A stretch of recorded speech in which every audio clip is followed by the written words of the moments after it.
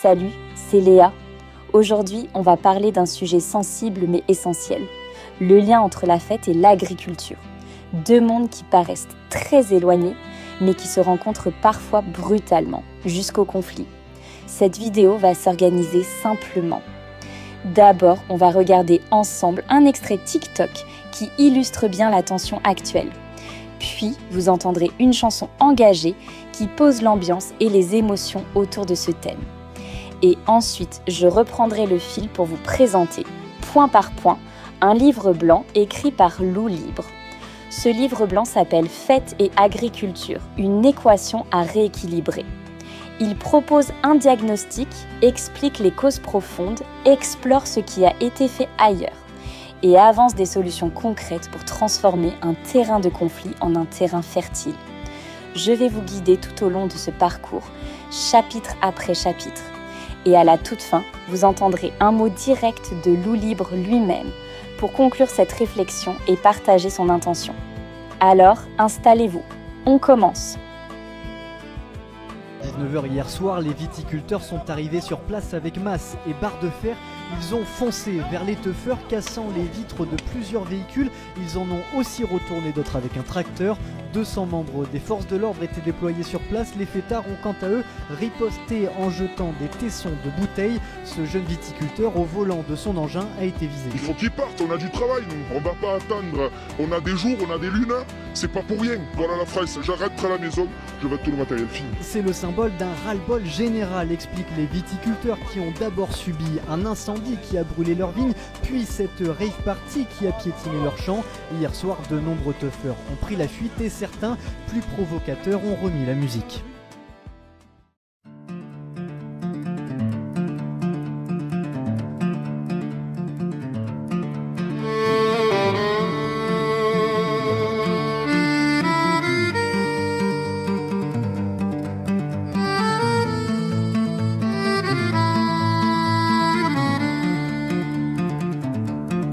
Sous la lune, un chant devient frontière, de foule s'avance, colère et prière. Les basses résonnent, la vigne soupire, deux mondes s'opposent, prêts à s'unir. Les jeunes arrivent en quête d'air, ils fuient l'usure des jours amers. Dans la poussière, la liberté brille, un battement sourd, la nuit scintille. Face à eux, des mains fatiguées, des terres blessées, des vies heurtées. Chaque cep brisé, chaque mot sans voix résonne au loin comme un appel aux lois. Si la fête devient semence, si la terre garde espérance, si la parole coule en rivière, alors la confiance franchit les pierres. La loi se dresse, mur rigoureux, un bloc figé, décret orageux. Pourtant un tuteur peut guider la plante, sans l'étouffer, il la rend vivante. Le temps réclame une médiation, un lieu d'échange, d'explication.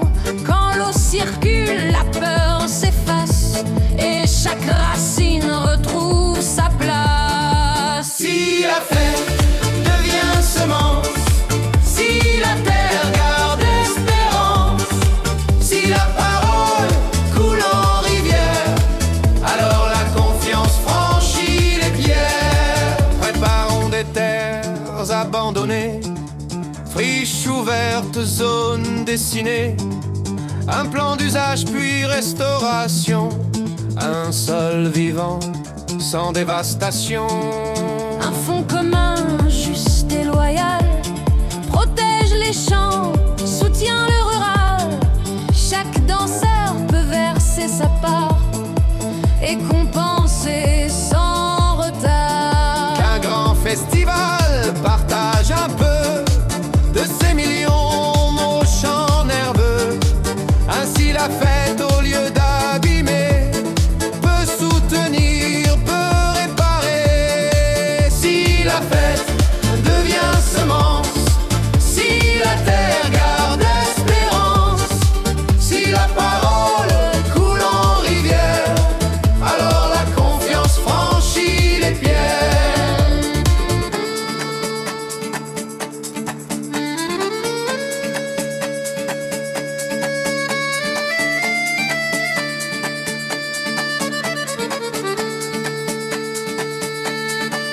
main du semeur, main du danseur. L'un nourrit le pain, l'autre nourrit le cœur. Un chant, un son, une même lumière. Les racines s'entrelacent sous la terre. Inventons des cartes partagées, un outil clair pour signaler. Alerte locale, données lisibles, un numérique ouvert, accessible. Créons des conseils de territoire, agriculteurs, jeunes mémoires. Une voix locale forte et sincère qui bâtit l'avenir sur la terre. Si la fête devient semence, si la terre garde espérance, si la parole coule en rivière, alors la confiance franchit les pierres. Je ne viens pas pour récolter, seulement semer et partager. Dans ce champ où battent nos pas, pousse un avenir qu'on écrira.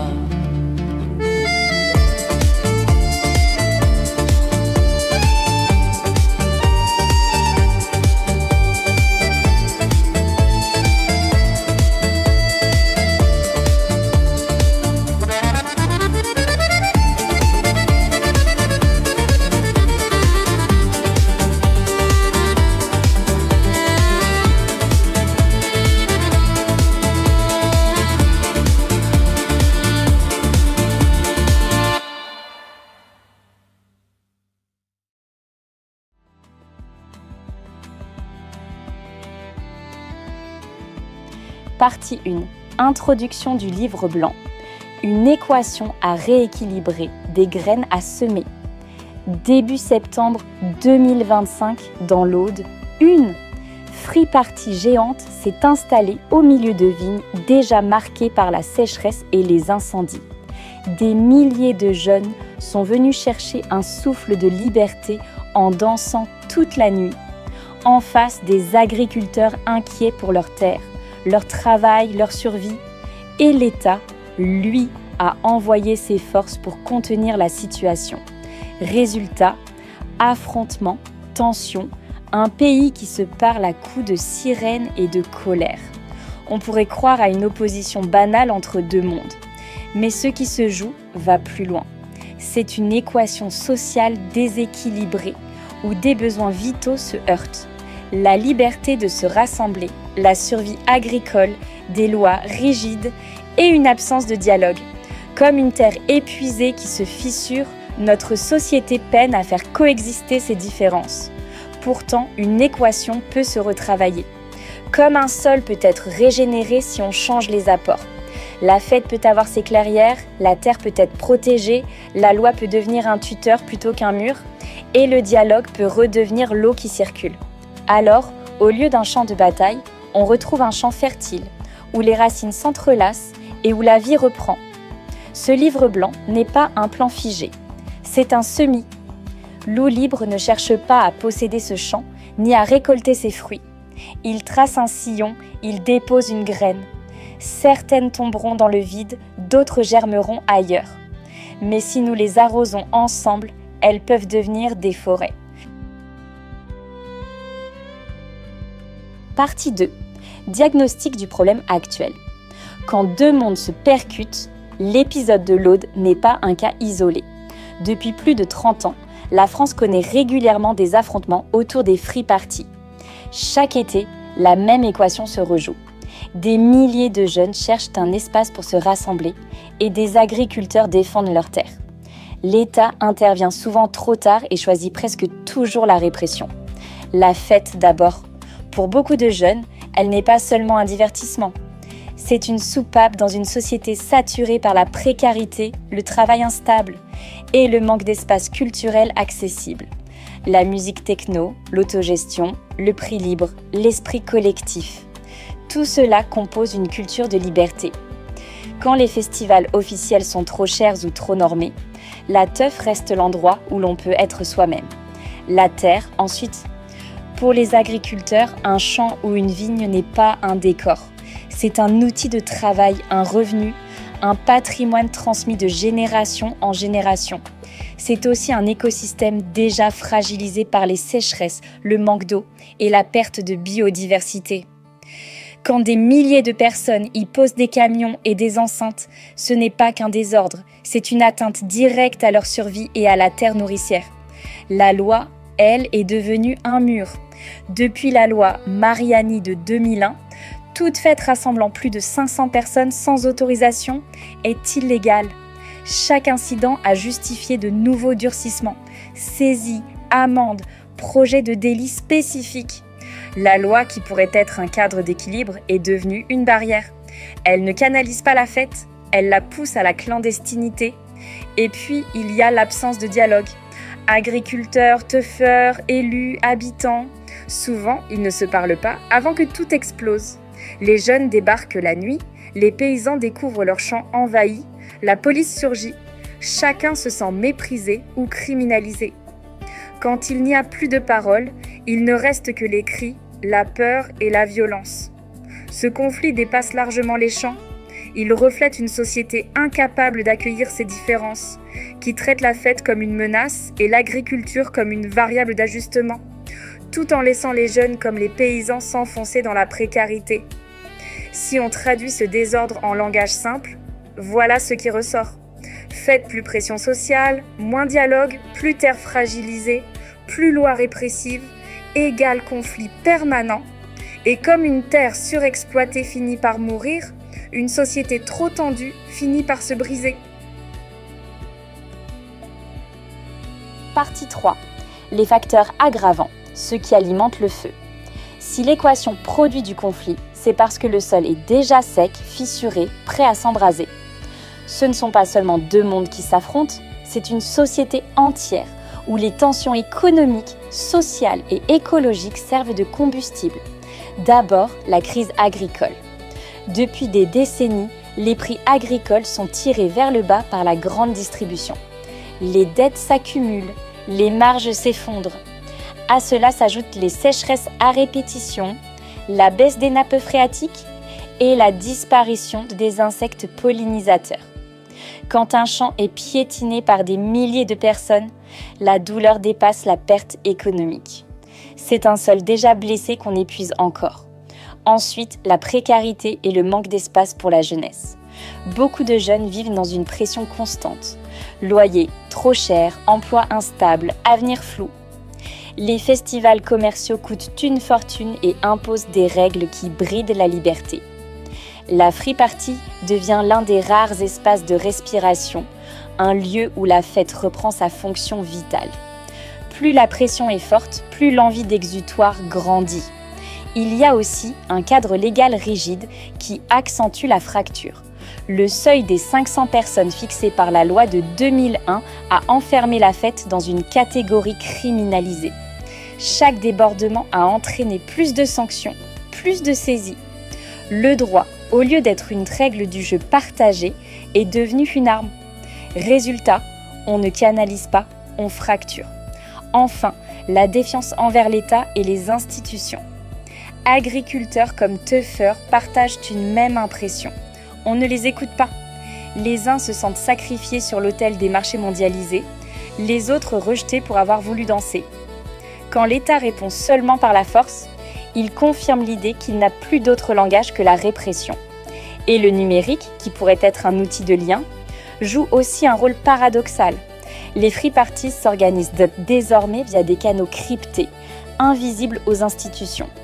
Cela permet de mobiliser des foules en quelques heures, mais empêche la concertation. Le numérique, au lieu de relier, devient une barrière. On danse dans l'ombre, on cultive dans la peur, et le fossé s'agrandit. Agriculteurs et teufeurs vivent donc des souffrances différentes, mais partagent un même sentiment, celui d'être ignorés. Partie 4. Le regard ailleurs et dans l'histoire.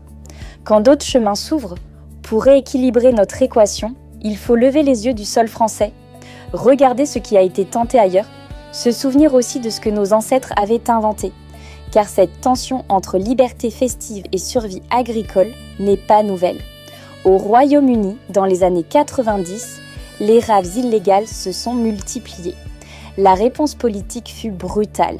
Le Criminal Justice Act de 1994 donna à la police le droit d'interrompre tout rassemblement de plus de 100 personnes défini par la présence de battements répétitifs.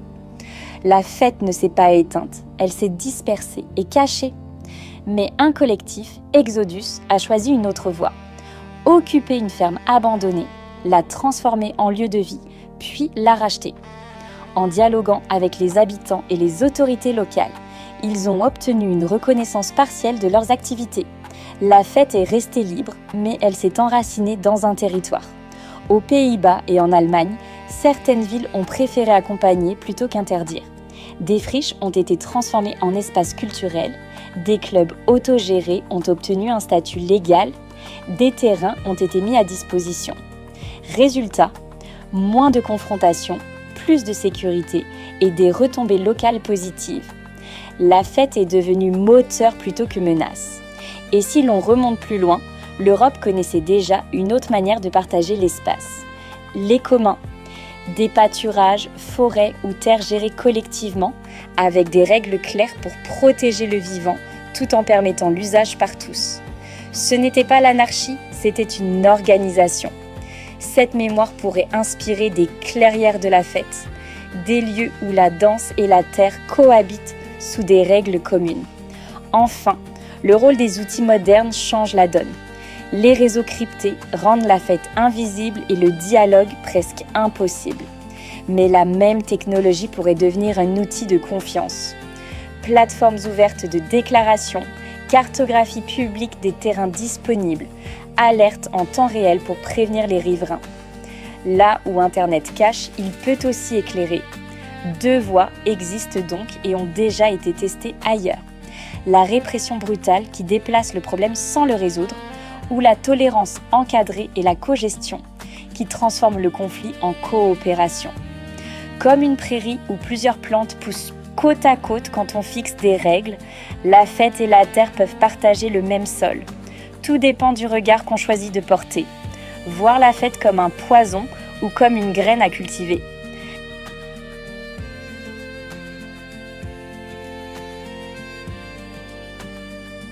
Partie 5. Modélisation sociale. Comprendre l'équilibre. Un conflit, c'est comme un champ mal cultivé. Trop d'eau, il pourrit. Pas assez, il se craquelle. Pour comprendre ce qui se passe entre teufeurs et agriculteurs, imaginons une équation agricole. Aujourd'hui, le sol est déséquilibré. On y met la fête, graine d'énergie et de liberté. On y ajoute la pression sociale et économique, comme un excès d'azote qui brûle les racines. On retrouve la terre agricole épuisée et mal protégée. Par-dessus, la loi se pose comme une dalle de béton qui bloque la circulation de l'eau. Et le dialogue, absent, laisse le sol sec. Résultat, la plante se fane et le champ devient champ de bataille. Mais un sol malade peut renaître si on rééquilibre les apports. Demain, l'équation pourrait changer. On garde la fête pour nourrir la joie et l'énergie. On protège la terre pour garantir pain et vin. On réduit la pression sociale qui assèche. On transforme la loi en tuteur qui aide à grandir. On remet du dialogue, l'eau qui relie. Et on utilise le numérique comme lumière qui éclaire au lieu d'obscurcir. Alors la plante repart et le champ devient forêt. La fête et l'agriculture ne s'étouffent plus. Elles s'enrichissent mutuellement. C'est cela, rééquilibrer l'équation. Comprendre que la crise n'est pas une fatalité, mais le signe qu'il faut nourrir autrement notre sol commun. Partie 6. Piste de solution pour la France. Semer du possible. On ne rééquilibre pas un sol en criant plus fort. On y ajoute ce qui manque, on corrige ce qui étouffe. Nos solutions sont des semis. Certaines germeront vite, d'autres demanderont patience et soin, mais toutes peuvent transformer le terrain du conflit en terrain fertile. La première piste, c'est de créer des espaces festifs dédiés et réversibles. Chaque année, on compte environ 200 à 300 free-parties en France. Attendre qu'elles surgissent sur des vignes ou des pâtures, c'est courir à l'affrontement. Mieux vaut préparer des terrains adaptés, friches, carrières, zones en jachère. Pas besoin de béton, mais un accès à l'eau, des sanitaires, un plan de remise en état. comme une parcelle qu'on cultive puis qu'on laisse reposer. La deuxième piste, c'est une loi cadre claire et équitable. Plutôt qu'un délit spécifique, il faut un régime déclaratif simple, inspiré de ce qui existe déjà pour les manifestations. Une déclaration 15 jours avant, avec des critères publics, sécurité, respect des sols, gestion des déchets, jauge sonore. La loi devient un cadre qui canalise, pas une arme qui stigmatise. Troisième piste, protéger et associer les agriculteurs. Un champ abîmé, ce n'est pas seulement une parcelle détruite, c'est un revenu perdu. Dans un cas documenté, les dégâts agricoles d'un technival illégal ont dépassé 100 000 €. En miroir, un rassemblement de 50 000 personnes où chacun contribue à hauteur de 2 € permet déjà de constituer un fonds équivalent. Ce fonds pourrait être géré de manière tripartite, collectif, agriculteurs, collectivités, et complété par un micro-prélèvement sur les grands festivals commerciaux, dont certains génèrent entre 20 et 30 millions d'euros de retombées locales. Ainsi, la fête libre devient une alliée qui répare et soutient la terre. Quatrième piste, mettre en place des comités locaux de médiation.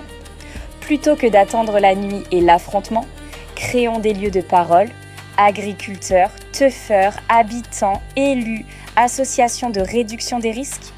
Ensemble, ils identifient les terrains, fixent les règles, organisent les compensations.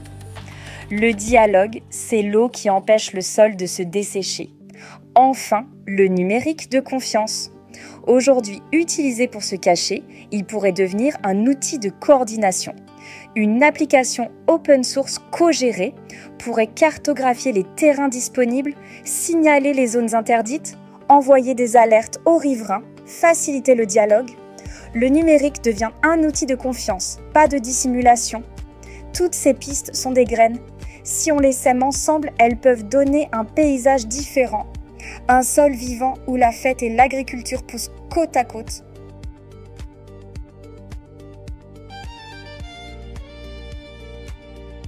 Partie 7. Vision d'avenir. Inventer un écosystème commun. Sortir de ce conflit, ce n'est pas faire gagner un camp contre l'autre. L'avenir ne doit pas ressembler à une terre brûlée d'un côté et à une jeunesse criminalisée de l'autre. Il doit devenir un écosystème vivant où chaque élément nourrit l'ensemble. La fête d'abord comme respiration collective. Elle n'est pas un caprice, elle est une fonction vitale, comme la forêt qui produit de l'oxygène. Elle offre un espace de liberté et de création. La nier, c'est couper une racine essentielle de notre société. L'agriculture, ensuite, comme socle vivant. La terre n'est pas une scène vide. C'est ce qui nous nourrit et nous relie au vivant. Sanctuariser les sols cultivés est indispensable. Mais on peut aller plus loin. Certains agriculteurs pourraient choisir d'accueillir volontairement des événements, y vendre leurs produits, financer haies et prairies grâce aux retombées. La fête devient alors une alliée économique et écologique. La loi, elle, peut cesser d'être un mur. Elle peut devenir une charpente ferme, mais juste. Une loi cadre nationale pourrait permettre aux régions d'expérimenter des zones festives claires et réversibles, avec des critères transparents. Le droit ne serait plus une sanction, mais un équilibre.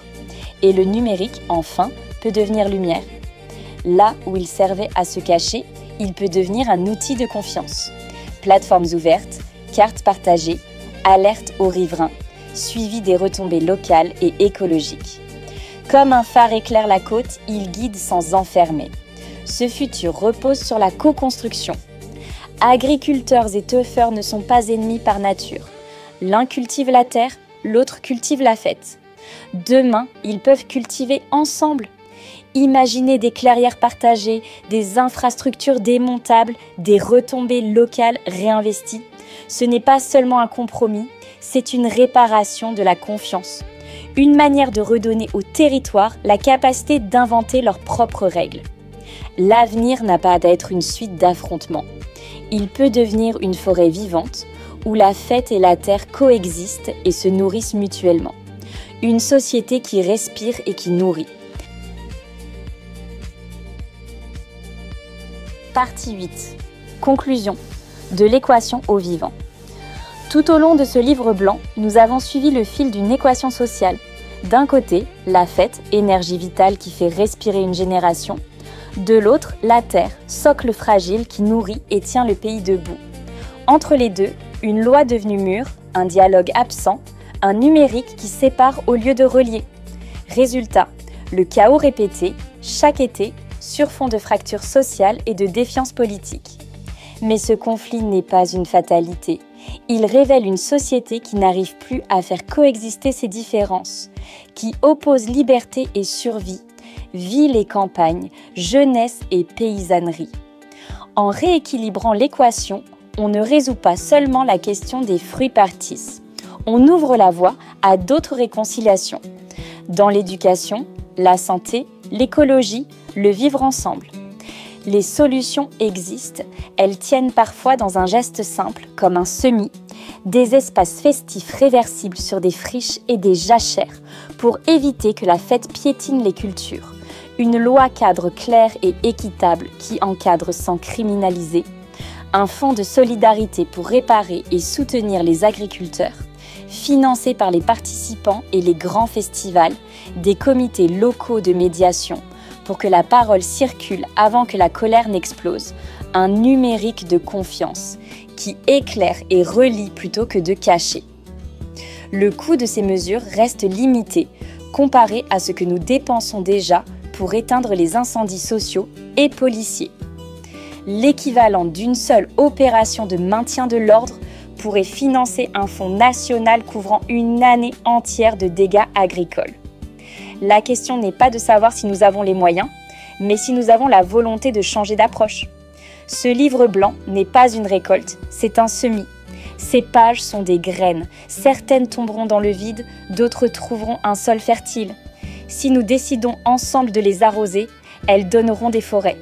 Nous avons la terre, nous avons la musique, il ne manque qu'une chose, apprendre à faire pousser la confiance.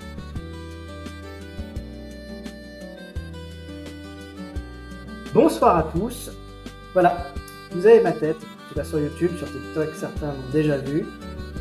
Ce projet, donc Fête Agriculture, je l'ai fait en voix off par Léa parce que ça fait une semaine que j'essaie de le faire en mode un peu ping-pong, c'est-à-dire moi qui pose des questions, elle qui développe derrière. Ça marche pas, je suis pas à l'aise face caméra. Ça viendra peut-être avec le temps. Pour l'instant ça n'est pas, il faut que ça avance le projet. Parlons de projet, c'est pas le seul que j'ai, évidemment. C'est le premier que je mets bien en place. J'en ai d'autres, il y en a un, c'est sur les refuges en France. J'ai déjà fait une vidéo, ça n'a pas marché, le format n'était pas ouf, je crois. Il va falloir que je le retravaille. Il y a celui pour les SDF en France. Autant celui des refuges, très simple pour moi à mettre en place, si je dois le dire rapidement, c'est juste une taxe. Une taxe qui serait de 2,5% côté vendeur et côté 2,5% côté acheteur. Et ça suffirait à largement financer les refuges, les SPA et même les autres, en dehors des sociétés protectrices des animaux, tous les refuges en France. Parce que là, je ne vois pas en quoi, qu'est-ce qui bloquerait. Je cherche, je demande aux gens de me donner leur avis, etc. J'en ai pas malheureusement.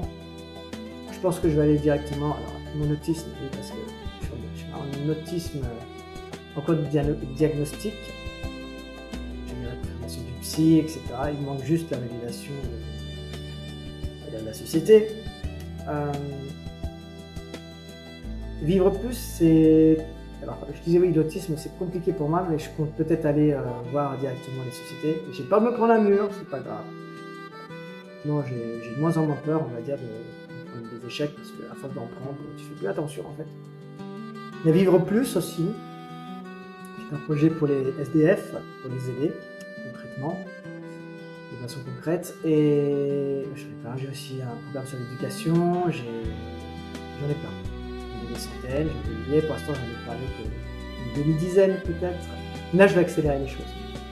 J'ai tout en place et il suffit que j'accélère, c'est tout. Là je vais parler, je pense, dans une prochaine vidéo de la métier de forgeron en France. Alors pourquoi ce métier-là? Parce que je pourrais parler de tous les métiers. J'ai déjà exploré celui des éboueurs, celui des prostituées en France qui me tient à cœur. j'ai plein de métiers comme ça sous-valorisés et mis de côté. Tant tiennent debout une société comparée à d'autres, ce serait pas. Les forges. Les forges, c'est pourquoi? Ça vient en fait des clashs que j'observe sur TikTok en ce moment entre la forge d'Avalon, désolé si j'écorche le nom, et les couteaux de la Berchère. J'ai fait une vidéo, une chanson plutôt. J'expliquais que leur énergie dépensée là-dedans était stérile, faut le dire les choses. Ça sert à rien. C'est du vent. C'est du vent. Ils pourraient mettre leur énergie dans tellement d'autres choses, dont mon projet qui est, je présenterai, qui permettrait d'avoir un modèle économique et social autour de ce métier-là, qui relèverait vraiment la France. Perspective, bien sûr, je ne suis pas forgeron, je ne suis pas politicien, je ne suis pas économiste, je ne suis rien de tout ça. Je m'appuie, par contre, j'ai une maîtrise de l'intelligence artificielle assez poussée. Je ne dis pas que je la maîtrise à 100%, mais je la maîtrise beaucoup mieux que beaucoup de gens. Parce que ça fait 8 mois que je suis dedans, parce que ça fait 8 mois que je la retourne dans tous les sens, c'est pareil, que j'exploite ses qualités et que je mets de côté ses faiblesses. J'en utilise 5. Donc de souvenirs, déjà il y a mon ChatGPT, mon socle. J'ai Perplexity qui me permet d'avoir des sources fiables, j'ai Grok, j'ai... qu'est-ce que j'ai d'autre? J'ai Gemini et j'ai... j'en ai d'autres. J'ai même essayé d'utiliser Manus pour ceux qui connaissent, pour essayer de monter un logiciel moi-même. C'est pareil, j'ai des idées de logiciels qui pourraient aider les Français à vivre mieux. Et je ne suis pas développeur. Et même si moi j'arrive à faire presque arriver au bout d'une application compliquée, attention, je me dis que en posant le plan à des vrais développeurs, l'application pourrait vivre en quelques mois et de façon béton. Donc ça c'est un autre sujet.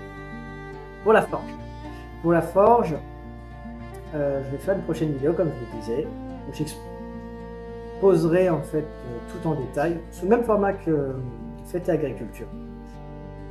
Et j'espère qu'il y aura un relevé autour de ça. Voilà. Bon, pour l'instant, c'est tout ce que j'ai un peu à dire.